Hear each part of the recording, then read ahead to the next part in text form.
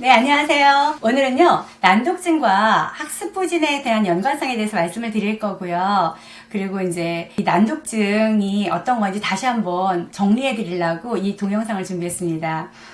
요즘 저한테 찾아오시는 분들이 난독증인지 알고 찾아오시는 분들도 계시지만, 다른 기관이나 뭐 센터 같은 데서 난독증이 아니라 다른 거로 판정을 받아서 훈련을 했다가, 호전되지 않으니까, 이상하다, 왜 그러지? 해가지고 찾아오셔가지고 난독증 판정을 받고 훈련하면서 이렇게 좋아지는 그런 경우가 있어서 난독증이 어떤 건지 다시 한번 말씀드리려고 이 동영상을 준비했으니까 잘 봐주시면 아마 도움이 되실 거예요. 28살 아가씨였는데요. 그 아가씨가 모 센터에서 ADHD 판정을 받았대요. 그래서 이제 책을 보는데 책도 잘 안 읽히고 집중도 잘 안 되고 무슨 말을 해도 잘 말귀도 못 알아듣겠고 막 그래서 갔더니 ADHD다. 그래서 이제 그 1년 정도 훈련을 했는데 호전이 없더라. 그래서 그곳에서 이제 더 이상 안 되겠다 해서 다른 걸 이제 방법을 찾아보려고 이제 시지각센터라는 곳을 갔대요. 그래서 거기서 한 4번 정도 한 다음에 이제 저희한테 왔었거든요. 근데 그곳에서도 이제 근육 자체가 조금 약한 것 같다. 그래서 시근육 훈련을 좀 해야 된다. 이렇게 얘기를 했다 그러더라고요. 그 상태에서 저한테 왔었는데 상담 내용만 저희 실장님이 이렇게 받아주신 것만 봐도 이제 딱 봐도 제가 보니까 난독증이더라고요. 근데 그게 왜 ADHD 판정을 받았었는지 참 좀 안타까웠던 그런 사연이 있었어요. 그분이 어땠냐면 TV나 이런 뭐 책 같은 걸 보면은 내용을 이렇게 나올 거 아니에요. 그러면 내용 이해가 잘 안 간대요. 그리고 한쪽 귀로 들어왔다가 한쪽 귀로 이렇게 흘러나가는 것 같은 그런 느낌이었고요. 눈으로만 이렇게 보고 흘러가는 것 같지 그 내용이 전혀 이해가 가지 않고 책이나 이렇게 영상이나 이런 거에서 자막을 그래서 보는 게 싫었대요. 왜냐면 이해가 잘 안 가니까요. 자, 이게 전형적인 난독증의 특징이에요. 뭐냐면 보기는 봤는데 이게 변환이 돼야 되거든요. 소리나 모습이나 이런 게 글자로 변환이 돼서 이미지가 형상이 돼야 되는데 형상이 이루어지지 않는 거예요. 이게 난독증 특징인데 이제 이게 안 되니까 책이 보기 싫고 영상이나 이런 걸 봐도 이해가 안 가니까 흥미가 떨어지는 거거든요. 그래서 이분이 바로 이런 전형적인 특징을 갖고 있었고요. 사람들과 대화할 때도 마찬가지였대요. 그래서 내용 기억이 잘 안 돼요. 바로바로 소리가 변환이 돼서 인지가 되어야 되는데 청지학적으로 인지가 되지 않았던 거예요. 그러니까 당연히 사람들 말을 들을 때 감정이 안 생겼대요. 별 감정이 없죠. 왜냐면 이해가 안 가니까. 그러니까 단순 암기력은 굉장히 좋대요. 머리는 좋아서 암기력은 좋았는데 금방 잊어버린대요. 그리고 말을 이해하는 속도가 느리다. 정보 처리하는 속도 느리거든요. 그리고 글자를 눈으로 읽는 속도도 굉장히 느렸다. 그리고 몸의 감각이 둔하고 눈치는 좋은데 다른 사람들은 그래서 눈치가 좋으니까 다른 사람들은 자기를 정상이라고 생각을 한다. 근데 나는 안다. 내가 지금 굉장히 그래서 우울하고 힘들다. 이렇게 저한테 이제 호소를 했었어요. 딱 봐도 알겠더라고요. 난독증인 거.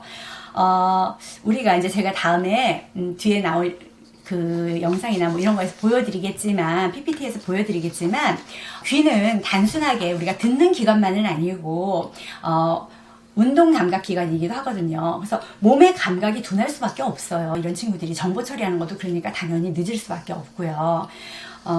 그래서 이분이 나중에는 이제 너무 이렇게 제가 봤는데 굉장히 유순하고 이렇게 성격도 차분하고 이런 분인데 우울증이 오고 막 힘드니까 ADHD 약 처방해라가 정신과 다니면서 그렇게 정신과 약을 처방받고 그러고 다니면서 있는 상태로 저한테 오신 그런 분이 있었고요. 또 한 분은 51세였어요. 남자분이셨는데 이분이 제가 그 전 동영상 보신 분들은 아시겠지만 전형적인 그런 난독증과 학습부진의 피해자이신 분이에요. 사례이신 분인데 초등학교 때는 그래도 공부를 굉장히 곧잘 하셨대요. 그래서 이제 자부심이 되게 많으셔요. 공부 잘했었다는. 그랬는데 어느 날 갑자기 TV에 이렇게 자막이 올라가는데 이해가 안 가더래요. 잘 안 읽히고 그냥 한 대 이렇게 망치로 빡 맞은 것 같은 느낌이 들더래요. 그래서 학교를 갔는데 공부가 하기 싫어지고 무슨 말인지 모르니까 자신감이 떨어지고 이래가지고 학교를 중학교 때 그만뒀다 그러더라고요. 그리고 나서 이제 할 게 없잖아요. 그러니까 사회에서 나와서 허드렛 일을 하게 되니까 공사장이나 이런 데 다니면서 이제 허드렛 일을 하게 된 거예요. 그런데 사람들이 말을 하면은 지시사항에 대해서 지시사항을 잘 이해를 못하겠대요. 그러니까 아무래도 좀 많이 혼났겠죠. 그러니까 조금만 복잡해도 잘 이해가 안 가고 그 소리를 가지고 이해하지 못하니까는 당연히 혼나고, 근데 그걸 당연히 혼난다고 생각을 하고 나는 혼나도 돼, 못 알아들으니까 혼나도 돼라는 걸 자기는 당연하게 받아들이고 이태껏 살았다 이러면서 시운이 너무 나이 오셨어요. 근데 제가 사실 뭐라고 그랬었냐면요, 이거 금방 좋아지는 건 아니니까 훈련을 하시라고 말씀드리기에는 좀 그러네요 라고 말씀을 드렸어요. 사실 등록해서 훈련하시라고 말씀드리기에는 시간이 좀 오래 걸려서 생각하신 것보다는 조금 오래 걸릴 거고 비용도 좀 드니까 좀 권해드리기가 그렇습니다. 그렇지만 훈련하시고 그러면 좋아지긴 합니다 라고 말씀드렸는데, 그분이 의외로 하시겠다고 하시면서 이제 저한테 오셔서 훈련을 하고 계시거든요.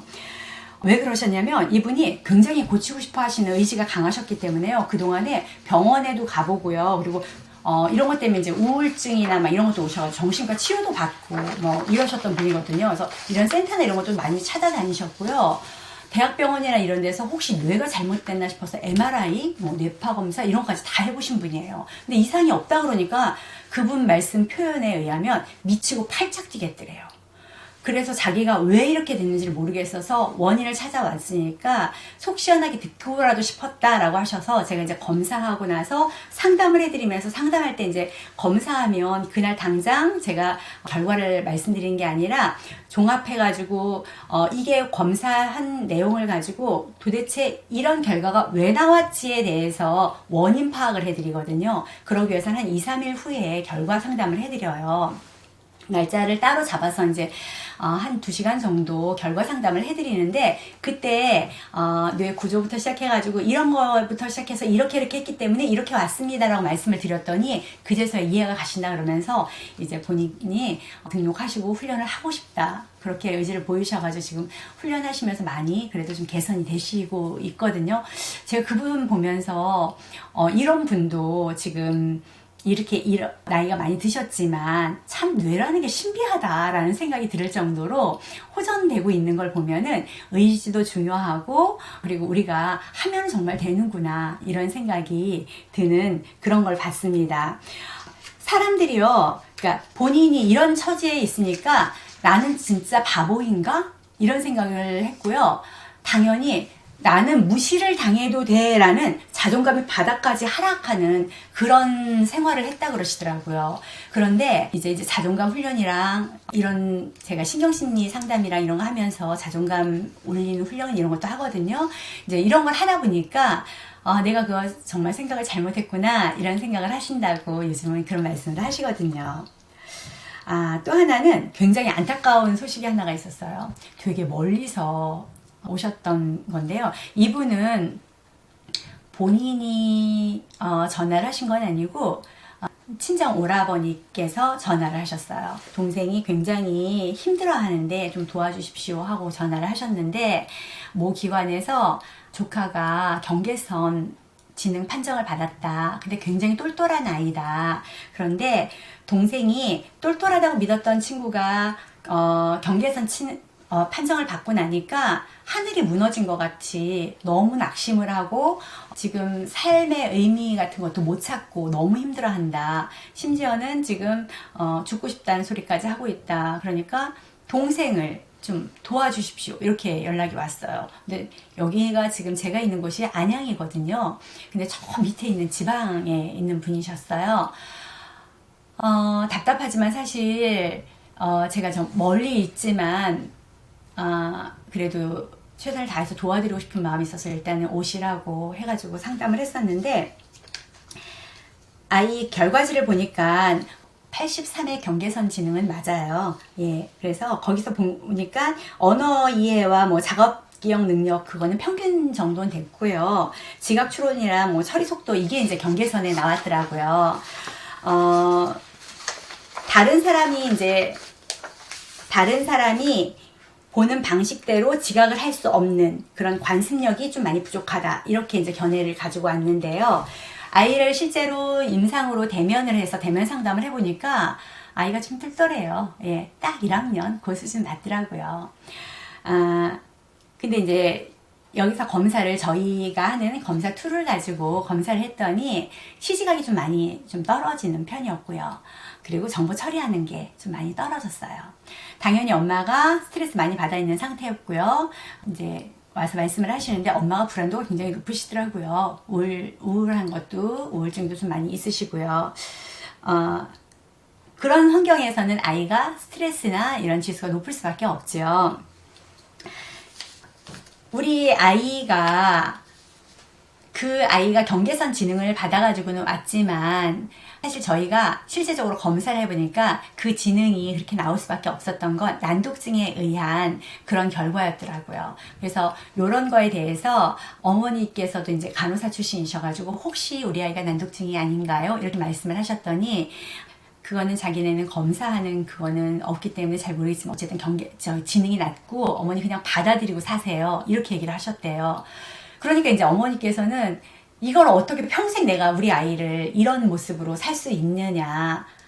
그러니까 이제 너무 낙심이 되더라. 그러면서 좀 살고 싶지가 않다. 이런 생각이 들었다는 얘기를 하시는 거예요. 그래서 어머니 난독증은 병이 아닙니다. 그리고 얼마든지 개선이 될 수 있습니다. 공부하는 방법을 달리하면 되고요. 그리고 이게 어디서 왔느냐가 중요하니까 일단 검사를 해봅시다 하고 검사를 했더니 이게 이제 유전적으로 이렇게 왔더라고요. 그래서 이제 그러면 어머니 간단해요. 보는 방법, 공부하는 방법, 그리고 이제 그 아이가 학습을 할 수 있도록 환경을 좀 바꿔줍시다.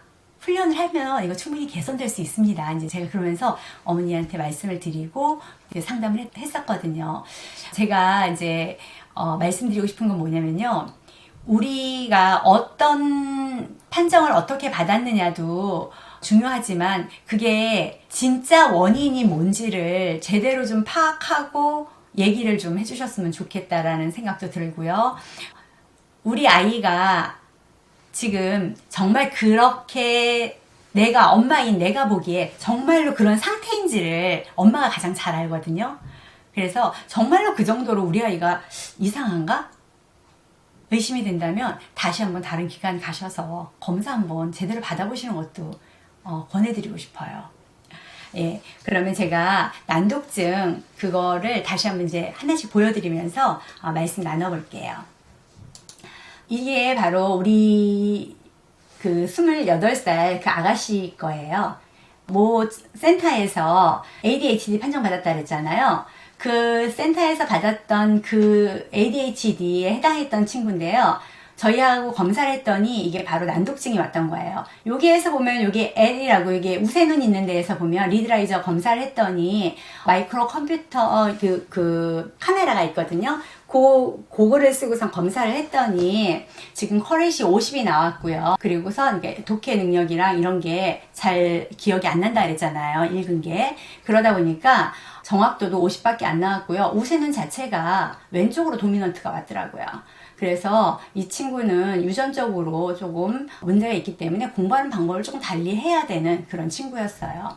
운동 감각 검사에서도요, 보면은 협응 능력이 많이 떨어져 있는 그런 친구였어요. 그리고 난독증 해당분에 해당이 되는데 글자 인식만 지금 제대로 돼 있는 거지 나머지는 굉장히 많이 지금 뒤처져 있는 그런 상태였기 때문에 난독증 척도 검사에서 지금 해당분에 해당이 되는 그런 그래프를 가지고 있는 친구였기 때문에 이 난독증 훈련을 저희 프로그램에 맞춰서 지금 하고 있고요. 지금 개선되고 있습니다.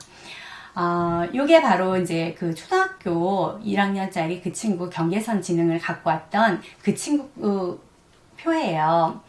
여기에서 보면은 정보 처리 속도가 좀 부족하다고 나왔잖아요. 경계선인데 시시각적인 기본적인 문제가 있는데 정보를 처리하는 속도가 좀 부족하고 그 다음에 이 친구가 다른 사람이 보는 방식으로 지각할 수 있는 관습력이 좀 부족하다. 그래서 주관적인 견해나 관점에 대한 판단을 할 수가 있다라고 이렇게 나왔어요.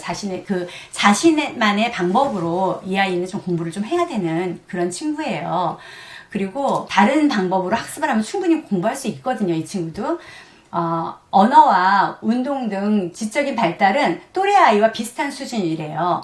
근데 스트레스에 대처하는 능력이나 심적 자원이 부족해서 불안감이나 우울감이 높고 비수능적인 모습을 보고됐다. 이렇게 나와 있어요.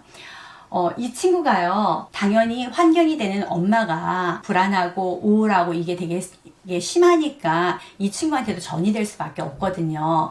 그래서 그런 모습이 투사되다 보니까 아이가 약간 불안하고 우울하고 이런 모습은 있었지만 엄마가 또 안정이 된다면 이 친구는 충분히 안정이 될 수가 있거든요. 그래서 이런 친구들 검사를 했더니 여기에서 보면은 이 친구도 시지각 검사에서 보니까 시지각이 조금 많이 떨어지는 거로 나왔어요. 근육이 조금 많이 약한 거로 나왔고, 통합감각 검사에서도 감각을 정보 처리하는 속도가 굉장히 좀 많이 느리고요. 그리고 이 친구 또한 우세눈이 왼쪽으로 나왔고, 그리고 난독증 해당군에 이렇게 속하는 그런 그래프를 보이고 있습니다. 자, 이렇게 하다 보니까 당연히 지능이 낮다라고 나올 수밖에 없어요. 그러니까 글자를 인식하는 것 자체가 안 되니까, 무슨 소리인지를 못 알아들으니까 공부할 때 당연히 무슨 소리인지 모르는 건 학습을 할 수 있는 능력 자체가 떨어지게 되잖아요. 그럼 지능이 낮게 나올 수밖에 없어요. 그 예가 뭐냐면요, 제가 난독증에 대해서 다시 한번 정의를 내려드리자면, 난독증은 병이 아니거든요. 하나의 증상이긴 하지만 그거는 글자를 이제 우리가 전혀 못 읽는 걸 가지고 난독증인 줄 알고 있는데 그게 아니라요, 지능이 정상이어야 되고요. 그 다음에 시력이라든지 청력이나 이런 모든 기능이 정상인 상태에서 언어와 관계된 정보를 처리하는 과정에 있어서 문제가 생겼을 때 이거를 읽고 이해하는 능력이 떨어지는 읽기장애를 가지고 우리가 난독증이라고 이야기를 해요. 그런데 난독증이 있으면요, 아무리 노력을 해도 자신의 지능에 해당하는 성적이 나오질 않아요. 그러니까 겉으로 보기엔 똘똘해 보여요. 이 친구들이 말도 잘하고요, 문제가 없어 보여요. 아까 28살 그 아가씨도 사람들이 보기엔 정상으로 본다 그랬잖아요. 제가 8살 친구도 보기에는 똘똘해 보인다 그랬잖아요. 대면 상담했을 때는. 이런 게 이제 함정인 거예요. 그런데 자신의 지능만큼 읽고 이해하는 능력이 떨어지다 보니까 이런 게 공부를 학습으로 들어갔을 땐 이제 문제가 되는 거예요. 이때 나타나는 거죠. 그러면 그 신경학적 원인이라는 게 뭔지 다시 한번 짚어드릴게요. 간단해요. 이 좌뇌하고요, 이 두뇌에 있는 여러 부위의 협응장애예요. 여러 부위에. 그래서 눈하고 귀, 눈하고 손, 청각감각, 시각감각, 뭐 이런 여러 가지 감각기관들이 같이 협응을 해야 되는데 이 협응이 잘 안 되는 거예요. 그래서 이런 협응을 잘 해야 되는데 협응이 잘 안 되는 협응장애를 가지고 우리는 난독증이라 그래요.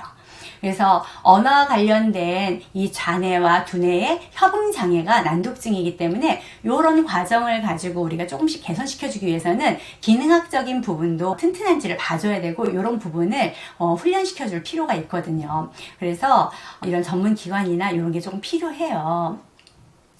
그러면 우리가 그 생물학적인 그런 난독증의 원인이 되는 그런 거는 어떤 게 있는지 한번 좀 살펴볼게요. 우리가 흔히들 엄마들이 말씀하시는 게 난독증 그러면 얘 지능이 좀 낮은 게 아니에요 라는 얘기를 많이들 하시거나, 아니면 과목 간에 이렇게 불균형이 많이 이렇게 일어나니까, 아니면 이렇게 뭐 말을 했는데 잘 못 알아들으니까 얘 난독증이 있는 것 같아요, 막 이렇게 얘기를 하셔요. 그리고 책을 잘 읽지 않으려고 그래요. 뭐 생각하는 것처럼 생각은 많은데요, 얘가 실천을 잘 안 해요. 이런 게 다 이제 난독증의 특징이에요, 부모님들이 말씀하시는. 그리고 그 운동을 할 때 협응이 잘 안 되는 거, 이렇게 바로 엄마들이 흔하게 이렇게 보고선 우리 아이가 이런데 이건 뭐예요? 라고 말씀하시는 그런 난독증의 그런 증상들을 말씀하시는 거거든요. 자, 이런 친구들은요, 이걸 개선하기 위해서는요, 3가지 접근 방법이 있어요. 하나는 뭐냐면 언어적인 접근 방법이고요. 두 번째는 뇌신경학적인 접근 방법이고요. 세 번째가 바로 심리정서적인 접근 방법이에요. 그래서 언어적 접근 방법은 우리가 의문인식이나 해독이라든지, 그리고 유창성이나 어휘력이나 읽기 같은 그런 읽기 쓰기나 이런 이해 같은 거를 가지고 총체적으로 언어 접근법을 사용을 해서 이제 훈련을 들어가거든요. 그래서 이제 이런 거를 사용을 하고요. 뇌신경학적인 그런 접근 방법은요, 정보 처리 전달하는 속도 같은 거를 여기서 훈련을 해요. 그래서 이런 거를 가지고 접근하면서 훈련을 시켜주고요. 심리 정서적인 그런 접근 방법은 이제 이런 친구들이 자신감이나 우울증, 좌절 이런 거, 분노 이런 게 많잖아요. 그래서 이런 원인을 좀 풀어줘야 돼요. 그래서 상담 같은 거나 이런 걸 통해서 이제 이런 거를 풀어주는 그런 훈련이 좀 들어가야 됩니다. 자, 그러면 이런 난독증으로 인해서 고통받는 친구들이 아까 이제 제가 그 51세 그 남자 성인 어른 이야기를 해드렸잖아요. 난독증이 있으면 어떤 굴레에 빠지게 되는지 다시 한번 짚어드리자면요. 난독증이 있는 친구들은요, 맨 처음에는 사실 우리나라는 한글을 배우는 게 굉장히 쉬워요. 영어랑 좀 달라서. 그래서 읽을 수는 있어요. 근데 무슨 뜻인지를 모를 수가 있어요. 그래서 학습량이 많아지면 공부하는 게 더 어려워져요. 처음에는 똘똘하게 잘 읽는 것 같고 뭐 책도 읽으니까 문제가 없는 것 같아 보여요. 그런데 학년이 올라가고 그 다음에 소화해야 되는 학습량이 많아지면은 우리 아이가 그때서야 이제 구멍이 보이기 시작을 하는 거죠. 많이 읽어야 되는데 속도가 느려지잖아요. 정보 처리 속도가 늦어지니까 버퍼링 걸리죠. 그리고 이해가 잘 안 가죠. 하기 싫어지잖아요. 그런데 이제 그거를 예전에는 내가 좀 잘한 것 같았는데 이제 못 따라가는 것 같으니까는 자존심상 이렇게 막 불안해지고 자신감이 없어지고 하니까는 피하게 되고 그러면서 자신감 하락하게 되고 막 이러거든요. 그래서 이제 학습 부진이 되는 거예요. 그러면 이제 교육의 사각지대로 몰리게 돼요. 아이들이 많은데 그걸 다 봐줄 수는 없잖아요. 그죠? 그러다 보면 이제 학교의 부적응자로 이제 낙인 찍히거나 뭐 이렇게 되면 학교 밖 아이들로 나가게 되거나 뭐 학업을 중단하게 되거나 그 아까 어른처럼 그렇게 되면 문제는 자신의 잠재력보다 저임금에 시달리는 그런 일을 해야 되는 거예요. 내가 아무리 능력이 있어도 내가 능력이 있는 것만큼 하고 싶은 일을 할 수가 없어요. 그분도 보통 뭐 100여만 원 좀 받는 그런 일을 했다 그러시더라고요. 아무리 열심히 일해도 좋은 일을 할 수가 없었어요 라는 말씀을 하시는데 좀 마음이 아프더라고요. 그렇게 하는데 욕은 욕대로 먹고 일은 일대로 하면서 힘은 들었어요. 이런 얘기를 하시면서 하는데 제가 마음이 좀 짠했어요. 그러다 보면은 사회 부적응자가 될 수 있는데 그래도 이분은 정신력이 좀 대단하시기도 하고 굉장히 긍정적이신 분이셔가지고 본인을 놓지는 않으시고 여기까지 이렇게 잘 오셨더라고요. 자, 이런 게 이제 계속 쌓이다 보면 가난에 대물림도 되고 힘들게 되고 이렇게 되는 거거든요. 그래서 우리가 이 난독증은 반드시 부모님들께서 아이를 잘 관찰하셔가지고 개선시켜 주셔야 될 그런 부분 중에 하나이기도 해요. 그러면 이런 난독증이 왜 개선이 잘 안 될까요? 우리 아이가 학습이 안 되면 학교나 뭐 이런 공공기관에서 빨리 눈치채서 해줘야 되잖아요. 그리고 학교나 이런 데서도 보면은 학습 부지나 이런 친구들 많이 봐주잖아요. 이제 그런 시스템 같은 것도 많고요. 근데 왜 우리 아이를 개선이 잘 안 될까요? 그거는 바로 난독증을 바라보는 시점에 있어요. 자, 시점이 어떤 거냐면요. 공교육에서 난독증을 바라보는 시점은 바로 여기 있는 거예요. 읽기와 쓰기와 철자법의 문제, 여기부터 바라보는 거예요. 난독증을 바라보는 관점의 차이에 있는 거죠. 근데 저희가 바라보는 건 뭐냐면요. 일단은 우리가 소리에 취약한 거, 구분이 잘 안 되는 거거든요. 그러니까 이 구분이 잘 안 되니까는 우문인식이 잘 안 돼서 어떤 소리인지 구분이 잘 안 돼서 소리를 구분하는 능력이 안 돼서 난독증이 온 건데 이거부터 시작을 해야 되는데 읽고 쓰는 것만 안 된다고 생각을 하고 여기부터 시키기 때문에 아이들이 아무리 해도 늘지가 않고 흥미가 떨어지는 거예요. 그러니까 성취하는 게 적으니까 하고 싶은 생각이 안 들죠. 그래서 저희 같은 기관 같은 데서는 이제 의문인식을 하기 위해서 이런 소리 구분하는 거 이런 거부터 시작을 하는 거예요. 그래서 청지각, 시지각 이런 기능부터 살려주고 그렇게 하면서 이제 다음 단계로 넘어가는 거예요. 그래서 이 난독증을 바라보는 관점의 차이가 바로 이 개선을 안 되게 만드는 그런 문제점을 안고 있다라고 생각하시면 됩니다.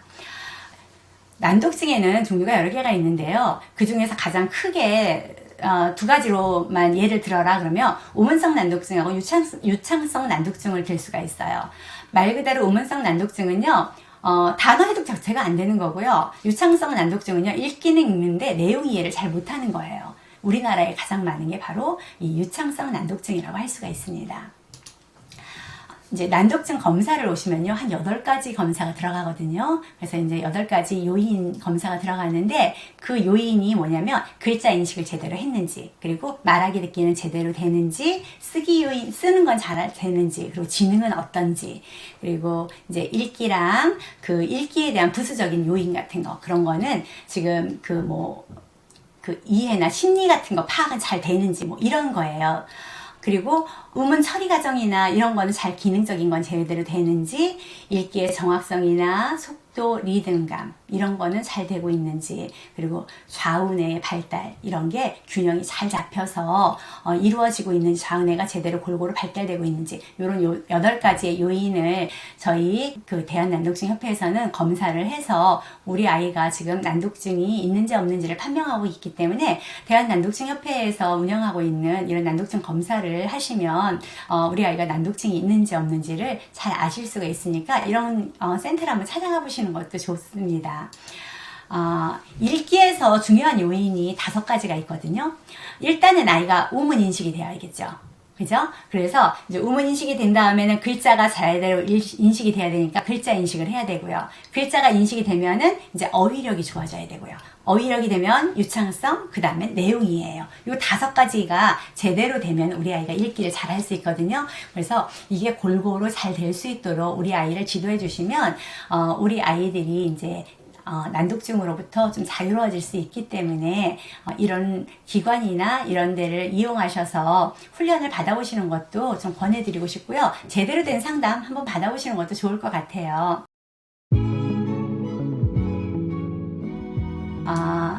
실제로 여기에는 그 전에 저희 동영상 어떤 어머니께서 올려주신 걸 보시면 그 극복한 사례가 있을 거예요. 그 이야기예요. 여기에서 보면은 난독증, 중증 난독증 판정을 받았고요. 페로스핀 처방을 받아서 1년 정도 복용을 했었고, 언어 치료 받고 난독증 훈련을 받았다. 그런데 별로 효과가 없어가지고 다른 전문기관에 가서 뭐 한약도 먹고 침 치료, 뜸 치료, 고압 산소 치료 이런 거 받았고, 뉴로 피드백도 했고, 기공 치료도 훈련도 받았다. 그랬는데 내 아이랑 맞지 않는다는 생각이 들어서 이쪽으로 와서 이렇게 훈련을 하게 됐다라는 얘기를 했어요. 자, 그 아이가 이제 달라진 과정을 이렇게 어머니가 보내주신 거예요. 자, 여기 앞에 있는 아이 보이시죠? 이제 우리 아이가 이렇게 달라졌다라고 엄마가 이렇게 보내주신 거예요. 저한테. 예. 수업 못하는 아이들 특징이 뭐죠? 맨 뒤로 가서 앉아있거나 저 끝에 앉아있거나, 그리고 이제 있는 듯 없는 듯 하려고 이렇게 누구 하라 할 때 지적당하잖아요. 이렇게 숨는 거잖아요. 근데 이 친구가 이제 맨 앞자리를 다투기 시작을 했대요. 이런 모습을 보이면서 아이가 뺏기지 않으려고 하는 모습, 그러면서 적극적으로 수업에 참여하는 모습, 이런 모습을 보이기 시작을 한 거예요. 엄마가 제일 안타까웠던 건 글자를 학교에서 공교육에서 가르치는 것처럼 뭐 난독증 교육을 받으러 어디를 가서 했더니, 글자를 가르치면서 아이가 못하니까 읽을 때까지 계속 반복해서 훈련을 시키면서 하니까 아이가 너무 힘드니까 울더라. 그리고 집에서도 어머니 이렇게 해주세요 해서 집에서 엄마 숙제도 있어서 그렇게 했었다. 근데 여기 오니까 엄마 숙제가 없어서 너무 좋더라. 숙제 좀 내줄 걸 그랬어요. 그래서 근데 아이가 너무 울면서 하니까 안타깝더라, 어린아이가. 그래서 그러면 하지 말까 가지 말까 그랬더니, 엄마 그래도 가야 돼요, 울면서도 공부는 해야 된다, 그렇게 얘기하는데 그게 너무 안타까웠다라는 얘기를 하셨을 때 좀 많이 아팠어요, 마음이. 예. 그러면서까지 우리 아이들이 공부해야 된다는 거 알고 우리 아이들도 있거든요. 그런데도 안 되는 그 아이들 심정을 생각해서라도 우리 선생님들이랑 엄마들이 우리 아이들한테 조금 더 좀 편하게, 더 즐겁게 공부할 수 있는 이런 길을 좀 열어주셨으면 하는 게 제 조그만 바람이기도 합니다. 저희들도 그래서 여기 오면 조금 더 편하고 즐겁게 훈련할 수 있도록 이제 선생님들하고 많이 노력을 하고 있거든요. 선생님한테 이제 칭찬받는 일까지 왔다고 이제 저한테 자랑을 이렇게 하실 정도로 우리 아이가 많이 좋아졌고요. 글씨 쓰는 것도 굉장히 많이 예뻐졌죠. 자, 이렇게 아이가 많이 좋아지는 거는, 얼마든지 가능한 훈련이에요. 왜냐면요, 우리 아이가요, 기능적인 것도 좋아지고 자신감이 좋아지면요, 스스로 하고 싶어지거든요. 어디서부터 어디까지 엄마가 계속 다 해줄 수는 없어요. 처음에는 스텝 바이 스텝으로 엄마나 선생님이 이렇게 도와주지만 나머지는요, 본인 스스로가 동기를 부여하면서 한 발짝 한 발짝 나갈 수 있게 하는 게 진짜 우리가 하는 훈련 목표예요. 그래서 부모님들도 언제까지건 같이 해주실 수 없으니까 아이 스스로 할 수 있도록 스스로 하는 동기학습을 유도하셔야 되거든요. 그래서 이제 우리 아이 스스로 할 수 있도록 격려해 주시고, 힘든 거 할 때 너무 힘들어 하면은 공감도 해 주시면서, 그래 그래도 우리 한번 해볼까 이런 것도 해 주시고 하면서, 잘한다고 격려도 해 주시고 이러면서 우리 아이들을 좀 이끌어 주셨으면 좋겠어요. 우리 아이가 요거는요, 상타 갖고 와가지고 자랑하는 거 메달도 있어요.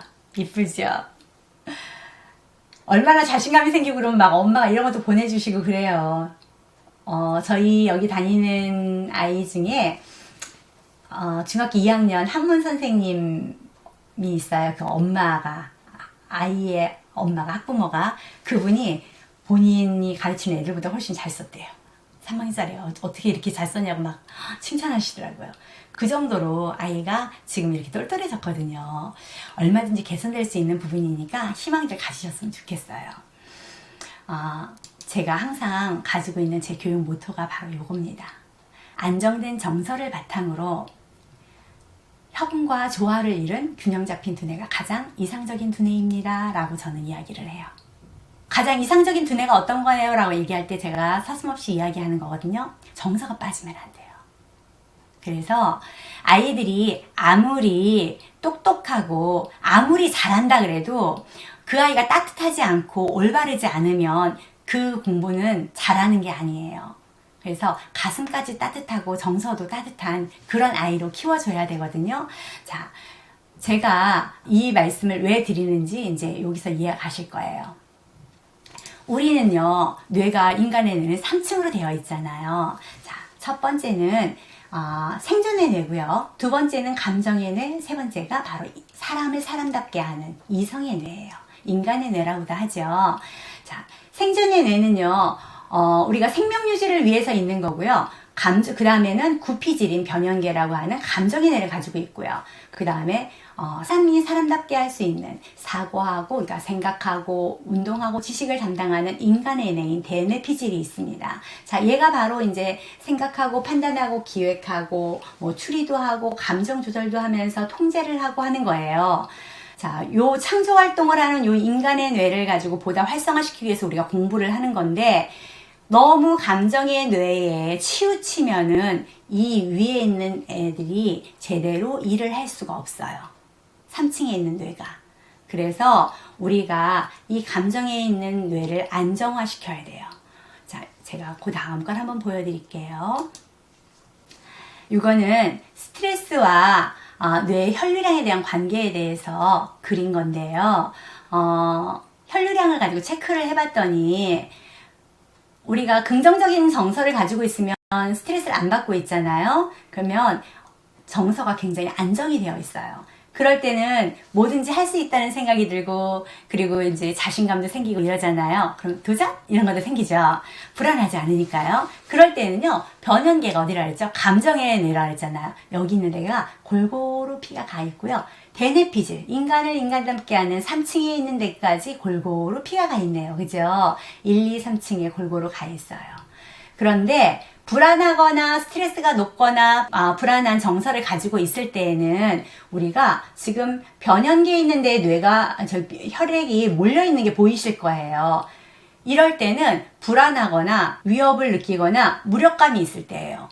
그러니까 지금 사고를 담당하거나 창의력을 담당하거나 절제를 해야 되는 판단을 해야 되는 여기에 있는 뇌에 있는 쪽에 인간을 인간답게 하는 사고를 담당해야 되는 뇌에 있는데 혈액이 가지 않으니까 긴장을 하게 되고요. 그러니까 제대로 된 판단을 할 수가 없게 되는 거예요. 그래서 우리가 정서가 안정이 돼야지만 학습을 제대로 할 수가 있는 거죠. 그러니까 우리 아이들이 스트레스를 받거나 그러면 학습을 제대로 할 수가 없어요. 불안한 환경에서는. 그래서 일단 어머니들이 아이들을 안정시켜 주시는 건 굉장히 훌륭한 조치라고 저는 생각을 해요. 그리고 1순위로 먼저 생각을 하셔야 돼요. 기능을 좋게 해주는 것도 중요하지만 아이들 마음을 먼저 안정을 시켜주셔야 돼요. 그래서 제가 아까 말씀드렸던 것처럼 안정된 정서를 바탕으로 해요. 기능이 먼저가 아니라. 그래서 아무리 기능이 좋다 할지라도 제가 이제 기능이 온전해요. 보는 거, 듣는 거, 움직이는 거 다 괜찮아요. 근데 마음이 불안해요. 이 상태에서 지금 막 마음이 불안한 상태에서 뭐가 본다 그래서 보이는 게 제대로 보일까요? 들리는 게 제대로 들릴까요? 아니요. 제대로 보고 제대로 들을 수가 없어요. 왜냐하면 불안하니까 제대로 지각이 발동을 못 하거든요. 지각이 발동을 못 한다는 건 뭐냐면 이 대뇌 피질이 운동을 못 한다는 거예요. 피가 거기까지 골고루 가지 않으니까. 여기까지 골고루 가서 판단할 수 있고 걔가 일을 할 수 있도록 도와주기 위해선 정서가 안정이 돼야 돼요. 혈액이 골고루 들어갈 수 있게 도와주셔야 돼요. 그래서 우리 친구들이 안정된 정서를 가질 수 있도록 우리 친구들한테 꾸중, 아니면 아이들한테 좀 불안함, 이런 거 좀 조성하지 않으실 수 있는 그런 환경을 만들어주시는 게 우리 부모님들께서 공부시키는 것만큼 중요한 일입니다. 그래서 저희가 이제 여기 오게 되면 우리 아이들한테 최대한 기분 좋게 만들어주려고 노력을 많이 하거든요. 그런 자유로운 환경 안에서 훈련을 하게 하는데 그냥 자유가 아니라요. 자율 속에서 자유롭게 하는 거예요. 규칙은 있어야 돼요. 근데 규칙 안에서 자유롭게 해줘야 되죠. 예, 그래서 자율 속에서 자유로운 아이로 키운다면 우리 아이가 준법 정신도 있으면서 스스로가 뭔가를 할 수 있는 그런 아이로 할 수 있거든요. 커나갈 수가 있는데 이렇게 우리 아이가 이제 정서가 안정이 되어 있는 상태에서 훈련이 이제 들어가는 거예요. 어떤 훈련? 보는 훈련, 듣는 훈련, 이런 것도 들어간다 그랬잖아요. 자, 그래서 감각이나 이런 건 잘 들어오는지, 눈으로 보는 기능은 괜찮은지, 귀로 들어오는 기능은 괜찮은지, 이제 이런 거에 대해서 훈련이 들어가요. 그래서 시근육 훈련, 그러니까 시지각 훈련이 들어가고요. 그 다음에 듣는 감각 훈련, 귀에 대한 청지각 감각 훈련이 들어가는데 우리가 보통 귀 같은 경우에는 청각 감각이라 해서 듣는 감각이라고만 생각을 하시는데 듣는 것만은 아니라고 제가 말씀드렸죠. 예, 귀는요 청각 감각만 담당하는 게 아니라 운동 감각도 담당합니다. 그래서 보통 청각이 안 좋은 친구들은 감각이 둔하다고도 그랬잖아요. 아까 이제 28살 그 아가씨가 그랬잖아요. 몸에 감각이 둔하다 그랬잖아요. 이제 이런 친구들이 그 운동 감각 기관도 그렇게 좋을 리가 없어요. 그래서 정보를 처리하는 속도도 좀 많이 느려요. 그래서 여기에 보시면은 귀는 소리를 듣는 청각 감각인 동시에 몸의 움직임과 균형을 담당하는 운동 감각 기관이다 라고 말했어요. 자, 뇌는요 각 감각 기관에서 보내온 정보를 가지고요 통합하고 정리해서 또 이걸 분석을 해요. 그리고 그거를 정확한 동작으로 실행할 수 있도록 지시하고 제어하는 기관이에요. 그래서 뇌는 그 정보를 가지고 안정된 그런 자세를 유지하도록 온몸에 지시를 할 수 있는 그런 역할을 해야 되는데 이걸 하기 위해서는 이 청각감각 기관과 운동감각 기관인 이 귀가 제대로 자기 역할을 해야 돼요. 그래서 이제 저희가 청지각 훈련을 이렇게 하게 되어 있고요. 이제 요거는 균형 잡는 밸런스 훈련도 하게 되어 있어요. 자, 여기 오시면은 이제 그래서 요런 훈련을 하는데 훈련은 기능적인 훈련을 하는 거라 했잖아요. 정서를 바탕으로 안정된 정서를 바탕으로 이제 이런 기능적인 훈련을 하면은 시지각 훈련, 인지 훈련, 또 사고력 훈련 이런 걸 들어가는데 그 29개의 그런 시지각 프로그램을 가지고 이제 훈련을 해요. 그래서 여기에는 주의 집중력이라든지, 그리고 정보 처리 속도나 기억력이라든지, 그 다음에 이제 대인관계 스킬이나 지능에 관한 거, 그 다음에 공간 지각 능력, 뭐 이런 거에 대한 6개의 영역을 29개의 프로그램에 담아서 시지각 훈련이 들어갈 거예요. 그리고 이제 그 10개의 그런 시지각 또 논리를 처리하는 프로그램이 있거든요. 자, 요런 거를 가지고 이제 시지각 인지 사고력 훈련 프로그램을 운영을 하고 있고요. 우리 친구들이 언어 유창성이 필요하다 그랬잖아요. 난독증이 있는 친구들이 이게 잘 안 된다 그랬잖아요. 그래서 읽기와 언어 유창성이나 표현성 훈련을 하는 그런 훈련 프로그램으로 톡섭이랑 그 다음에 이제 포브레인이라는 프로그램을 이용하고 있거든요. 자, 요런 프로그램을 훈련을 할 거고요. 그리고 청지각 훈련 프로그램으로는 이제 사회성이라든지 정서라든지 언어, 그 다음에 집중력이나 인지사고력 같은 거를 높여주는 그런 톡섭, 이 토마티스 청지각 훈련을 할 거예요. 그래서 이런 청지각 훈련을 통해서 우리 친구들이 굉장히 많이 향상되는, 그리고 정말 그 생활 자체가 달라지는 그런 걸 제가 현업에서 많이 보고 있는데, 이런 프로그램을 저희가 지금 보고 있고요. 또 하나는 여기 와서 하는 프로그램 중에 감각통합운동, 정보 처리 속도 이런 걸 높여주는 프로그램이 있어요. 그거는 이제 IM이라든지 사운드 소리라든지 뭐 짐탑, 벨가우보드 이런 거, 그 다음에 기타, 저희 여기 와서 이제 선생님들하고 하는 그런 감각통합운동 같은 그런 거 있거든요. 그래서 이런 놀이 프로그램을 통해서 놀이학습 프로그램을 통해서 감각통합 훈련을 하면서 이제 이런 기능을 또 높여줄 거예요. 자, 요렇게 했는데 우리 아이가 이제 그러면 훈련이 다 된 것 같잖아요. 근데 사실 여기서 끝이 아니라요. 우리 아이들이 이렇게 훈련을 했어도 이게 무슨 뜻인지 모르면은 효과가 좀 떨어져요.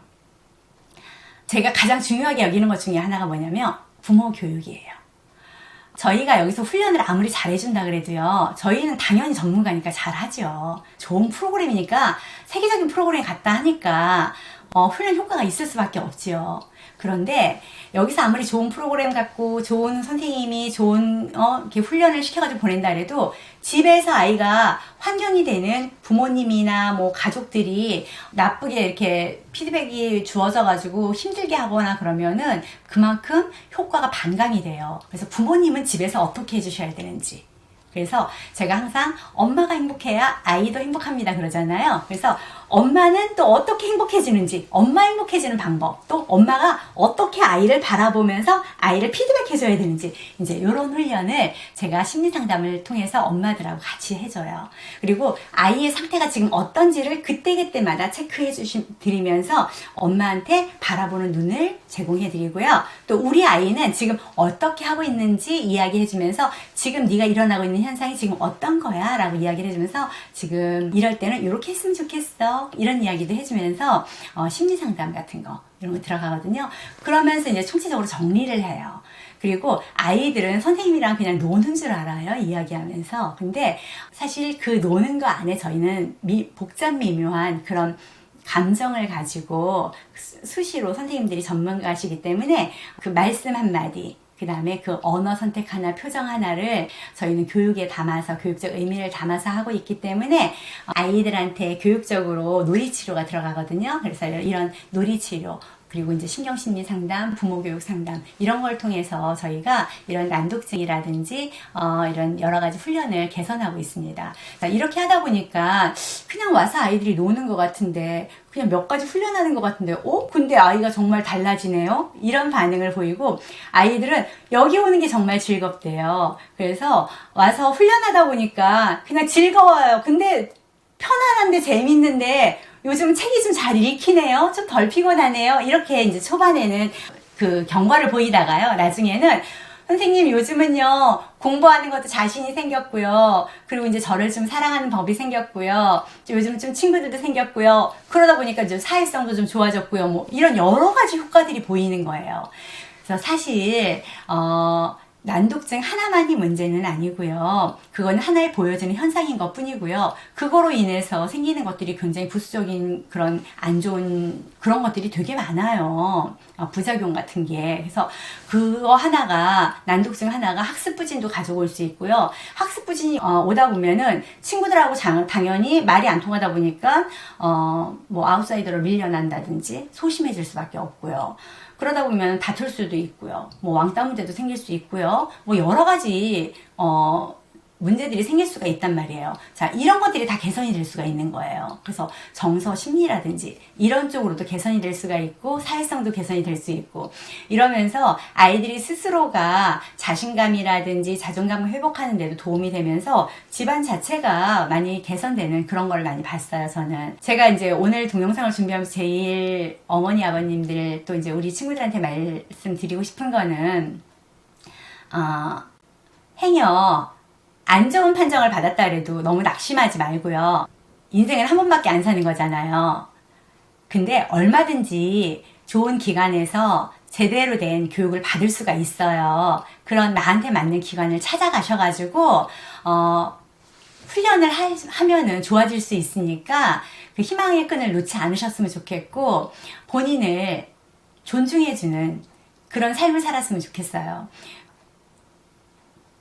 내가 나를 스스로가 포기하지 않는 한 다른 사람이 나를 무시하거나 나를 짓밟게 해서는 안 된다는 생각을 하거든요. 그 말이 또 얼마나 잔인한 말인지 그 말씀을 하신 선생님들도 조금 좀 조심하셨으면 좋겠다는 생각이 좀 들었고요. 우리 어머님들도 이제 그런 거에 더 이상 상처받지 마시고 힘을 내셔서 다시 한번 나 스스로를 찾는 그런 여행을 떠나셨으면 좋겠다는 생각을 했습니다. 네, 오늘도 화이팅 합시다. 감사합니다.